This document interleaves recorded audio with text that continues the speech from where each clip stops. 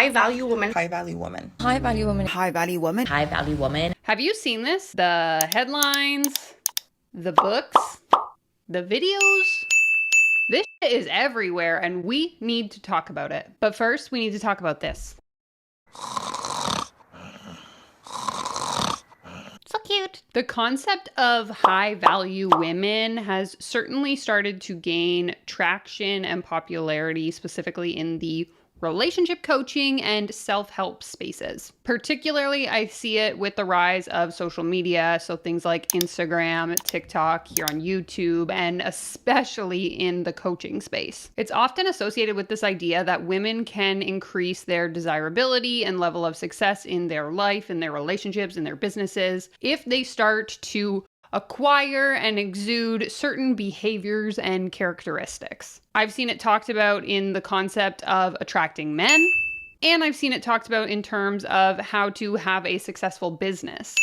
It revolves around this idea of embodying traits like self-confidence, independence and self-sufficiency, the ability to clearly communicate and establish boundaries, a certain level of ambition and emotional control, even down to traits like physical traits and level of femininity. And it's all sort of under this umbrella of the idea that these are traits that someone who is worth a lot, aka high value, they're the traits that those people would exude. WikiHow defines a high value woman as follows. A high value woman is confident, ambitious, respectful, and compassionate. So she isn't afraid to go after what she wants and deserves. Now, beyond the fact that this idea, in my opinion, perpetuates gender stereotypes, places undue pressure on women to conform to some sort of framework, and really just overall neglects the idea of individuality and self-acceptance. Now, what I'm starting to see, and what has been brought to my attention by those of you that watch my videos, is this concept that sometimes leads to unhealthy relationships, particularly with coaches, or simply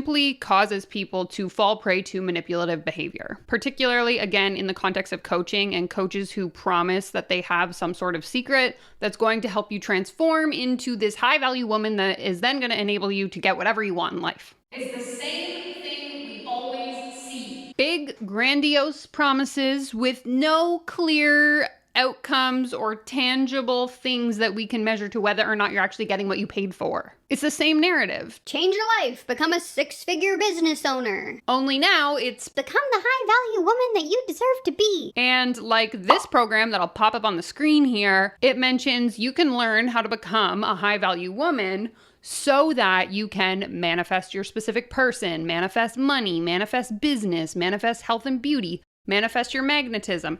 Change your whole goddamn life. If you enjoy this content, be sure to give it a thumbs up, subscribe to my channel if you're not already, and let's dive a little bit deeper into the dangers of defining a high value woman.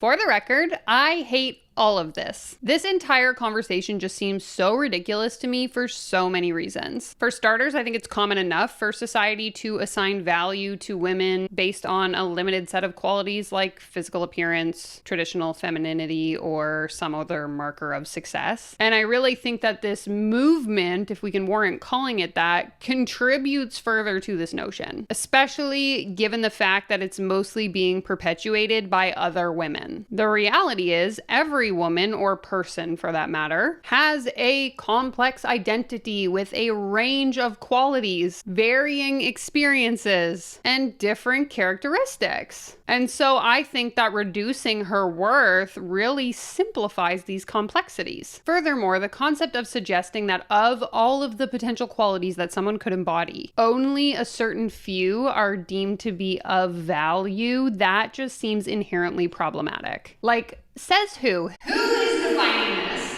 Who is setting the standard? And what makes them qualified to do so? Talk about perpetuating unrealistic expectations and encouraging feelings of shame or inadequacy. And I actually have an example of the damage that this kind of work can do, as shown by a scam story that was submitted to my form by a viewer of my channel, which is linked in the description below if you have a story you want to share. So let's get into that. So a few years ago, 2018-ish, I was desperate to find love. I was in my mid-30s and the only single one left in my friend group.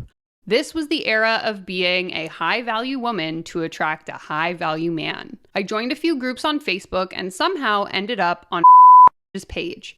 I don't remember all the in-between, but I ended up getting on a discovery call with her. Her prices were nowhere to be found online. Shocker. As an aside, this is an excerpt from that particular coach's website. It says, "I am an expert on love, dating, and relationships. My specialty is helping smart, spiritual women create fulfilling, lasting relationships. Think of me as your cosmic matchmaker who makes dating fun, easy, and effective. As your mentor, I will guide you to become the woman you've always wanted to be in love, and I will help you to attract a partner who adores you and treats you like a queen. If you're ready to find a love that gets better every day and to embody your most radiant self, then you've come to the right place." Perfect. Targeting vulnerable people who are likely very lonely and looking for companionship. We love that here. The story continues. On the call, she promised to get me engaged to the guy I was casually dating who wouldn't even text me every day by the holidays. It was September or October at this point. The catch was I had to pay $7,000 for 2 months of coaching. And here's the kicker. If I didn't put down a $1,000 deposit on the call, the price would go up to $13,000 after we hung up. These prices seem so outrageous to me. Like, how can anyone guarantee that even if I hired a coach to help me work on my confidence, how is that going to guarantee that the other person is going to want to propose to me? That doesn't make sense. And that seems so expensive to make that promise that you literally have no control over keeping. So here I was, desperate to be loved, and she took advantage of me and how vulnerable I was feeling. I couldn't fathom paying $7,000, but I would rather pay that than $13,000. And this is actually a really interesting point, and this ties into an example that I've shared in many of my other videos regarding how skewed our perception of pricing can get once we're kind of in the coaching space. So one of the first coaches I ever got on a sales call with wanted to charge me $6,000 USD for her coaching program, which at the time I think was somewhere around $8,500 Canadian. So then a month later, when I got on a call with the coach who I actually ended up hiring, she was only charging $4,500 Canadian. So in my head, I was like, this is 50% less than what the other coach was trying to make me pay. And so the $4,500 seemed like a really good deal when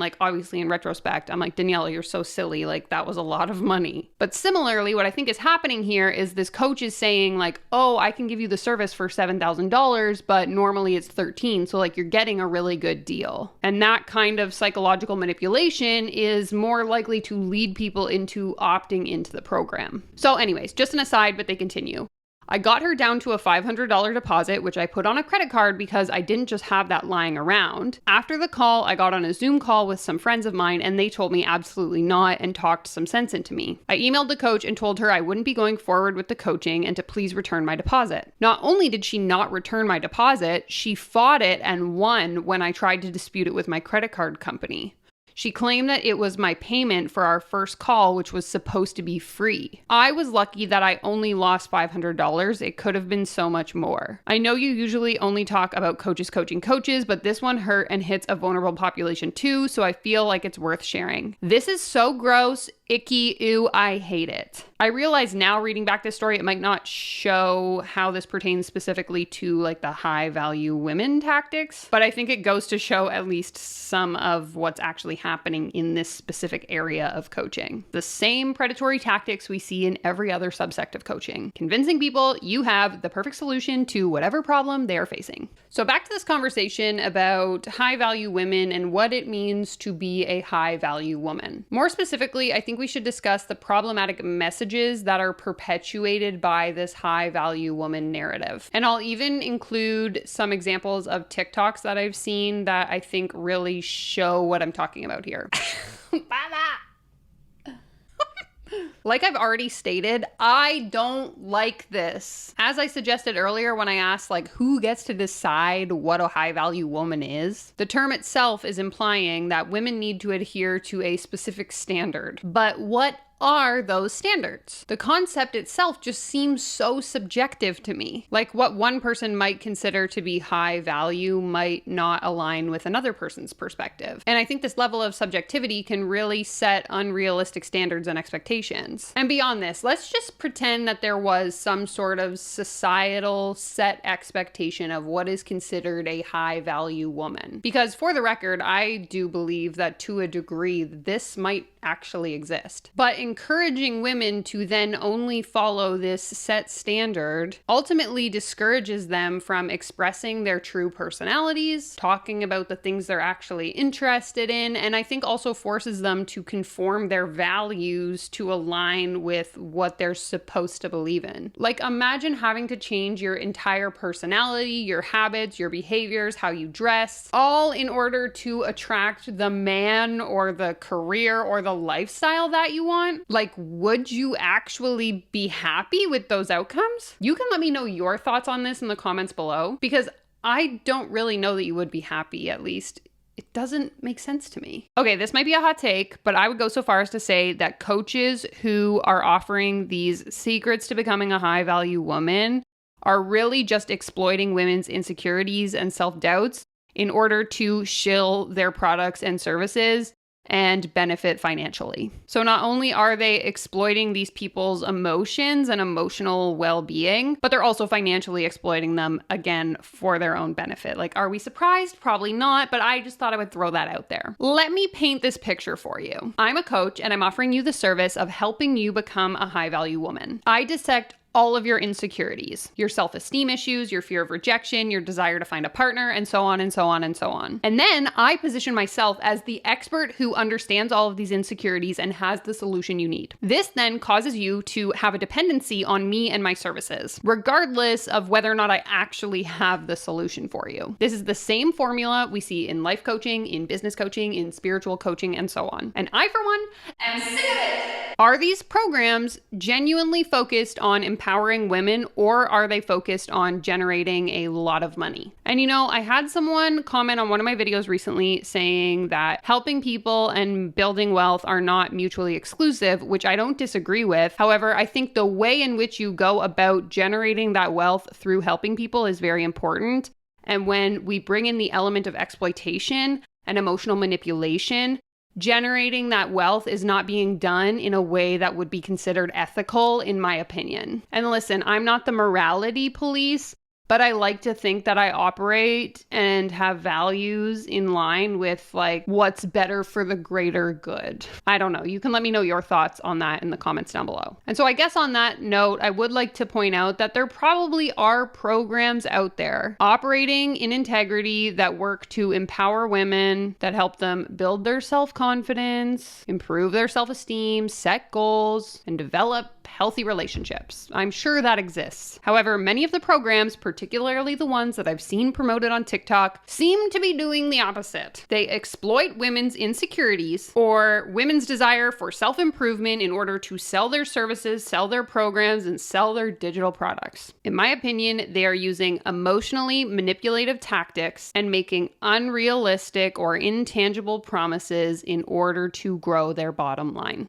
Okay, I was going to do this reaction part lying down, but I figured people in the comments would tell me I'm being unprofessional, so I'll sit up. That being said, I do have some content we need to react to, but my mic keeps falling. Note to self, never record from the bed again. This is not working. Okay, let's watch this first video. 4 ways to be a high-value woman he will never leave. Okay, first of all, who invited the men to the conversation? Asking for a friend. Now, number 1 is self-respect. Always prioritize respecting yourself and maintaining your boundaries. This means understanding your worth and not settling for less than you deserve. Number 2 is independence. Cultivate a life outside of your relationship. Have passions, goals, and hobbies that are solely for your personal growth and enjoyment. Number 3 is a supportive nature. Be supportive of your partner's dreams and aspirations and seek a partner who does the same for you. Number 4 is effective communication. Be open, honest, and assertive in your communication. Address issues head on, listen actively, and avoid unnecessary drama. If you'd like to discover how to get the man and relationship you want fast, then take our free love quiz at quiz.com or click on my bio, follow us, and click on the link in there to get that. Okay, I don't really have qualms with the specific things he's saying, but the fact that this is coming from a man telling a woman how you should act in order to get a man is problematic at best. First of all, and no offense to the men in my comments, I don't think that men would fully understand the challenges and the experiences that women face when it comes to dating men. And so I would think that this lack of understanding or relatability could lead to some harmful or inaccurate advice being given if I were to hire this man to be my coach to help me get relationships, but he has no idea what my experience is truly like. I don't really think that it would be sensitive to the realities that I might encounter when trying to find a partner. Further, it just seems really patronizing for a man to essentially be like, Hey, women, you don't know how to get a man, so let me tell you because I am a man and I know everything that men want. because you are a man, you now feel entitled to speak on behalf of all men. And you also feel qualified to tell women how they should act in order to get a man. I don't know. This whole thing just like adds another level of ick for me. Maybe you disagree. Maybe you agree. Please let me know in the comments. Am I being unreasonable? This is gonna sound harsh, but I need you to listen to me. The way that you're dressing is attracting a certain type of man because your aesthetic is giving a certain type of message. Oh no. Here comes the slut shaming. And you cannot be mad at people for showing up to the store to buy exactly what it is that you're selling. And you have this mentality of, oh, a man shouldn't judge me. He shouldn't judge a book by its cover. He needs to look past this. But you would never talk to a man who looks homeless. You know why? Because someone's aesthetic says a lot about themselves. So if you're a deeply intellectual, substantive type of woman, why are you dressing in these cheap, Fashion Nova, Sheen type clothes? I don't know, maybe inflation, maybe the cost of living crisis. Have you heard of it? And that's not to say you need to dress like a nun, but wear something that's medium sexy. Something that accentuates your body, something that makes you look beautiful without sending the message that you have no taste or class. You're adding an extra layer that a man has to, and extra hurdles that a man has to jump through in order to get to know you, in order to see who you truly are, and you're making your own life harder. So let me get this straight. I am only supposed to dress in order to attract the male gaze. Got it. Okay, so what do we think about the robe? Is this the vibe that's gonna get me the man? What do we think?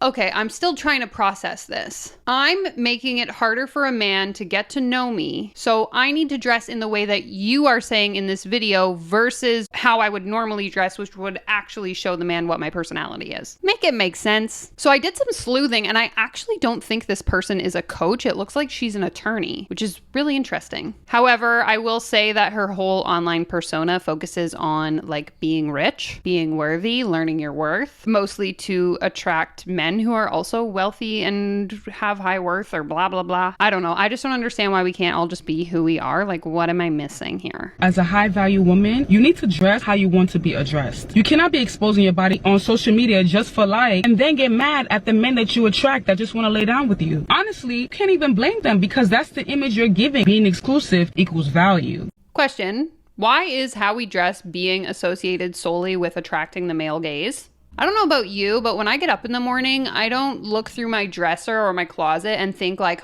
What would my boyfriend like to see me dressed in today? I dress how I want because I like what I like. I wear the clothes that I feel good in. And I personally believe that clothing is sort of this external expression of our identity and our autonomy and our ability to choose how we want to show up in the world. I don't think our clothes should be a utility for us to all go out and get a boyfriend. Like, is this 1950? Ay, ay, ay. Here are 3 things that a high-value woman will never say to a man she's dating. A high-value woman isn't just a woman with standards, it's a woman who knows how to show those standards without screaming them. Never say, I have high standards. When you tell him that, you might think you're being hard to get, but he just thinks you're being basic. Instead of telling him you have high standards, show him you have high standards by not accepting low-effort, last-minute dates. Never say, I'm not a one-night stand kind of girl, or I don't normally do this. Instead, show him by not going home with him on the first few dates. Never say, I'm not like other girls, because guess who says that? Every other girl. Show him you're not like other girls by being the kind of woman who's got depth and character to her personality. The silence speaks louder than words, so if you want to know how to attract high-value men, check out this link here.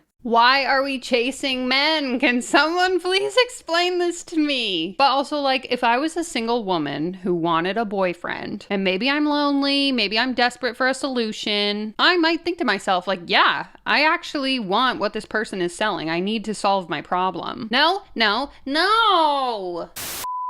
I'm annoyed. All right. Thank you so much for joining this discussion. Shout out to my channel VIP members before we hop off here. If you found this video informative, entertaining, or something else, maybe you hated it, give it a thumbs up, give it a thumbs down, subscribe to my channel if you want to see more of my content, share your thoughts and experiences about this in the comments down below. Take care, comb your hair, and if you're interested in learning about how the boss babes say that we can just generate wealth by thinking about it, you're gonna want to watch this video right here. Bye!